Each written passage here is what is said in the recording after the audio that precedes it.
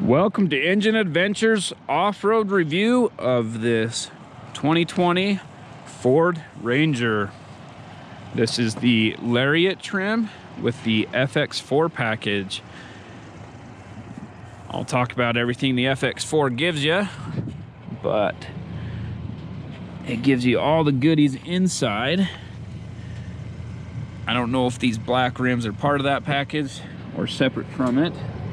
And it's probably too dark, but it gives you additional skid plating. And let's go ahead and take a look at the features inside here. It does lock the rear differential in any mode, so two-wheel drive, four-wheel drive high, which I'm in now, and four-wheel drive low. You just hold the button down for about a second and it will shift into, or it'll lock that rear differential. And then here's the trailer tow mode. I don't know if we'll test with that one or not, probably not, but for our off-roading stuff. I did mention on the other video that the fog lights can be on without the headlights on, which is always a good thing, of course. That allows you to actually use them as fog lights, where there are many other vehicles that don't allow that.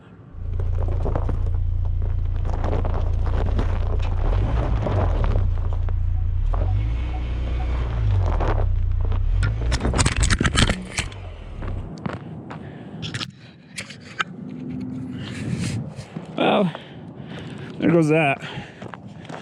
Fell off the truck and ran it over. So I only had to reverse for a few seconds. During that time, the suction cup mount came loose, fell off the truck, and I ran it over. So now you don't get any exterior footage, but we will be getting some interior drive footage off-road. So off-road at higher speeds, 15-20 miles an hour, we can up it. So now we're going 20, and I feel comfortable doing this at 20 miles an hour, but I wouldn't go too much more in this section. So this one is kind of what my goal is. My goal is 20 miles an hour over this stuff. This one's kind of right at that spot. The Frontier was similar. Other vehicles, the Ram Rebel was a little less. The Tacoma, obviously, TRD Pro was more, at 25-ish miles, up to 30 even miles per hour. So this is kind of right in the middle, and it's adequate, I would say, for the 7,500 pound towing capacity and kind of a stiffer suspension that this one does. Adequate with the off-road high speed. This is two-wheel drive normal mode. Whenever you try and shift into a different drive mode besides sport in two-wheel drive, it automatically puts the truck into four-wheel drive. So right now traction control is on and rear diff lock is. So I've noticed this with both Ford and GM vehicles, that they have a very light braking system. So you can see the truck's kind of inching its way forward. It is applying the brakes to that spinning wheel, but not very aggressively. Here with traction control off, the truck performs almost the same as it did with traction control on, except this time it let me go full throttle. As expected, with the rear differential locked, climbs up the hill no problem.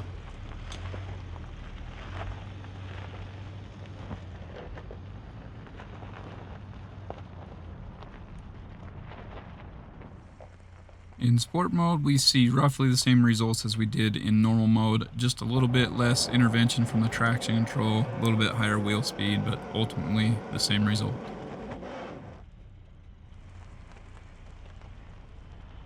In four-wheel drive high, it does have a little bit more traction control intervention or brake distribution than it did in two-wheel drive, so it is able to transfer power and make it up the hill. Here in grass, gravel, and snow mode, it does allow for some more wheel slip, but ultimately it's still able to make the climb.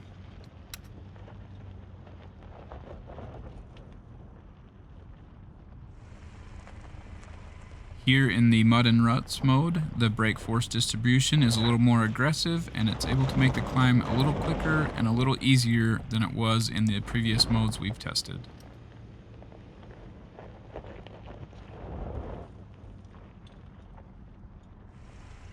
In four-wheel drive high in sand mode, it's a little counterintuitive because there is less traction control intervention but a little bit more brake force distribution. So you get more power being transferred side to side, but the engine isn't being cut.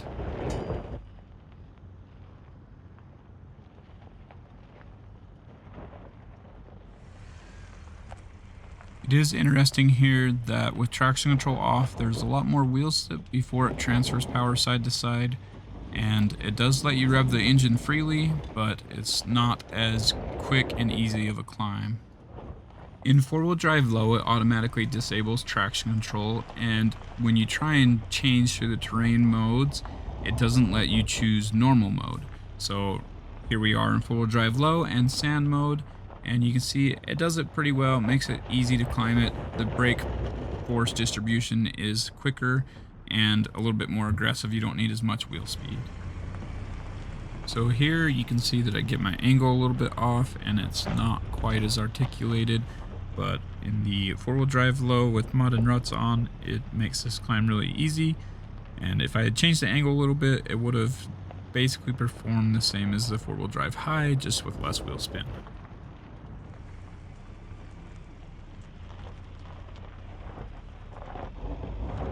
In four-wheel drive low and sand mode, you can see that the wheels spin a little bit before it applies the brakes, but I don't have to get overly aggressive on the throttle, and it does transfer power side to side really well.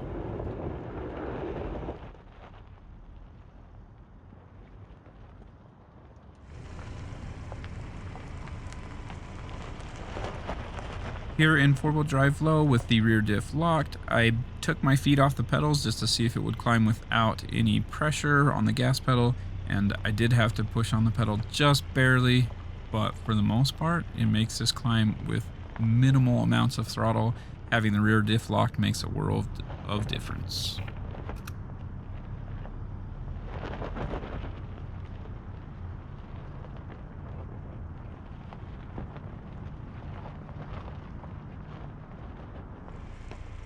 Trail control is Ford's off-road cruise control, and in four-wheel drive low, the lowest speed you can set is 1 mile an hour, and then it increases in half-mile-an-hour increments. So here I have it set to the slowest speed, and you can see it figures things out pretty quickly. I left the rear diff unlocked.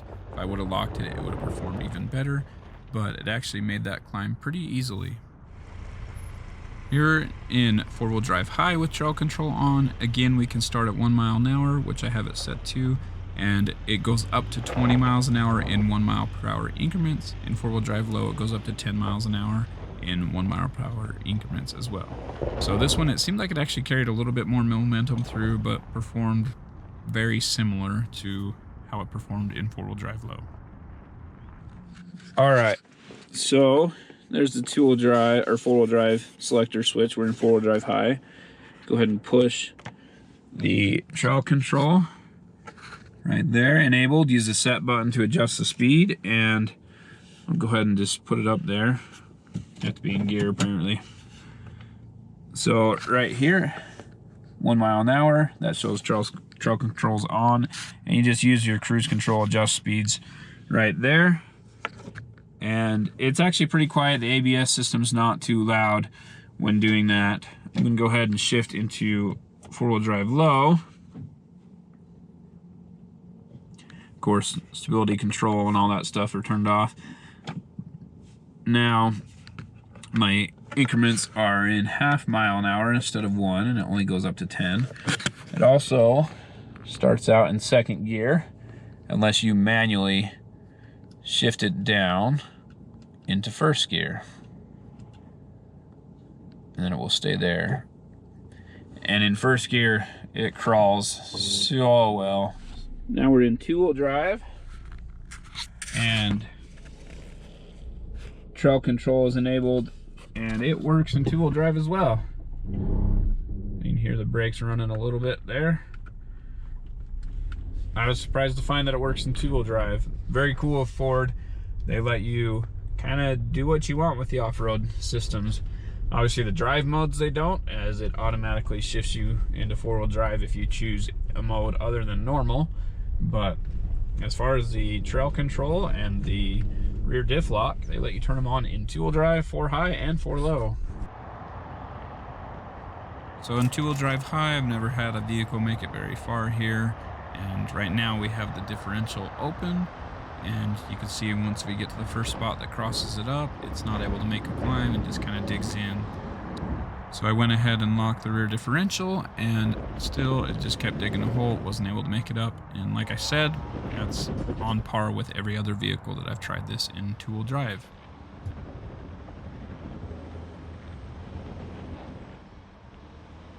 So we can see here in four-wheel drive high in normal mode, the truck kind of struggles and makes its way through this with a lot of effort.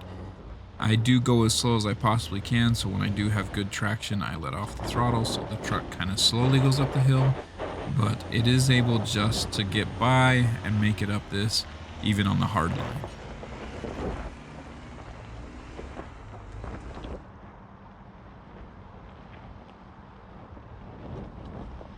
Here in four-wheel drive high in grass, gravel, and snow mode, we can see that the power transfer is a lot more effective.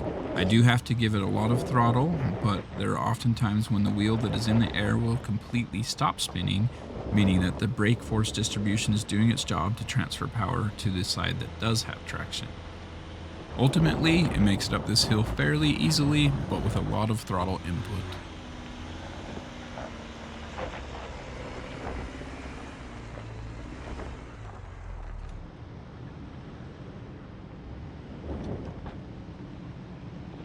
In mud and ruts mode, it does allow for more wheel spin and cuts the throttle less than in grass, gravel, and snow mode, but it still transfers power side to side pretty well.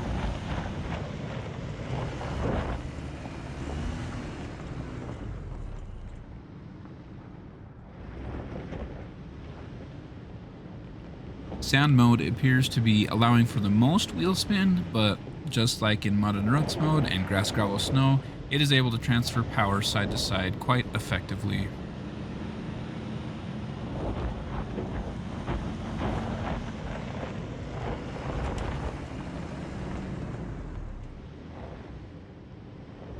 With traction control off, it still transfers power side to side really well, and this was actually one of the best modes for climbing the hill. It was a little surprising, but quite a capable vehicle with the traction control off.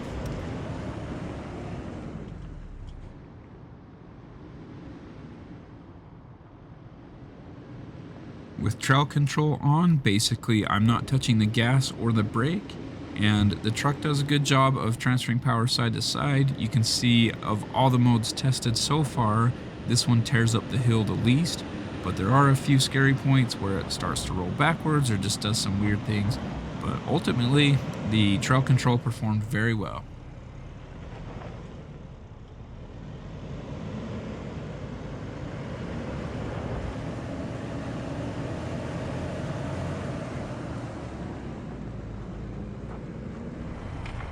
This is with trail control on, reversing down the hill and just letting the vehicle do its thing, and it was pretty controlled. I didn't slide sideways with the front end or anything, as is common because you typically have more brake pressure on the front end than you do on the rear.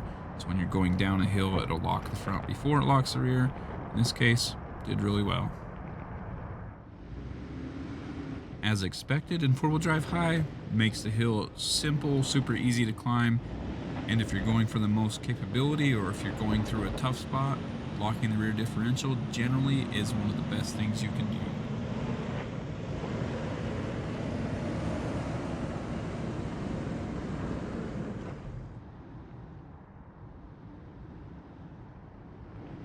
In four-wheel drive low, it automatically disables traction control, and surprisingly, it seemed to struggle more in four-wheel drive low than it did in four-wheel drive high. I'm not sure why this is. It did take a lot of right foot, a little bit more throttle than I expected. Ultimately, it was able to make it up the hill, but just took a lot of work.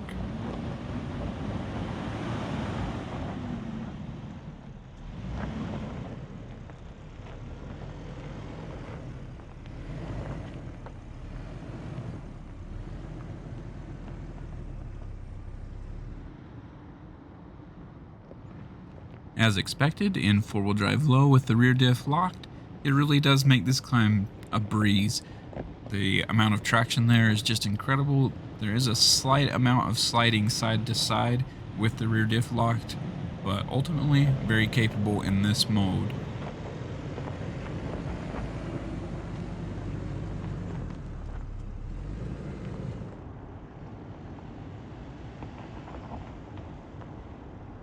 Here we are in four-wheel drive low with trail control on, and I want to be clear that every time I'm using trail control, I have the rear differential lock disengaged, so it's an open rear differential.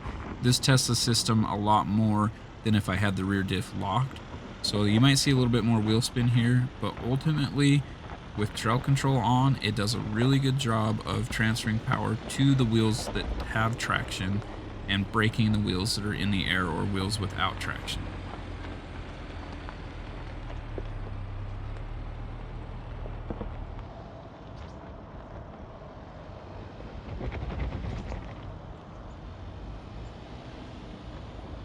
Here we are testing the breakover angle, and you can see that even with these low steps on the side, the Ranger has plenty of ground clearance and plenty of breakover angle to make this.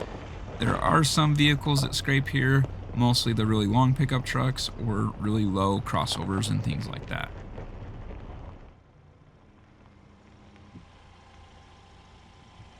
Here we see that the FX4 package provides with plenty of skid plates and protection. Everything that's vital is protected by something. The fuel tank there has a skid plate on it. The transfer case, the front end, everything's kind of well protected and raised up high in between the frame rails.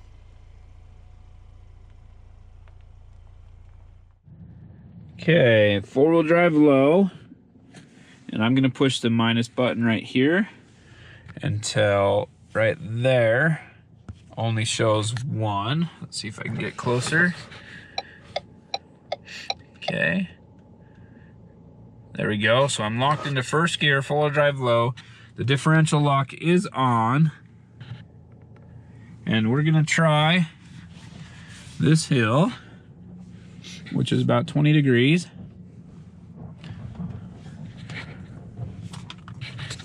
With no brake. So I still have my foot on the brake right now as soon as I'm able to straighten out. Right here, okay, no brakes.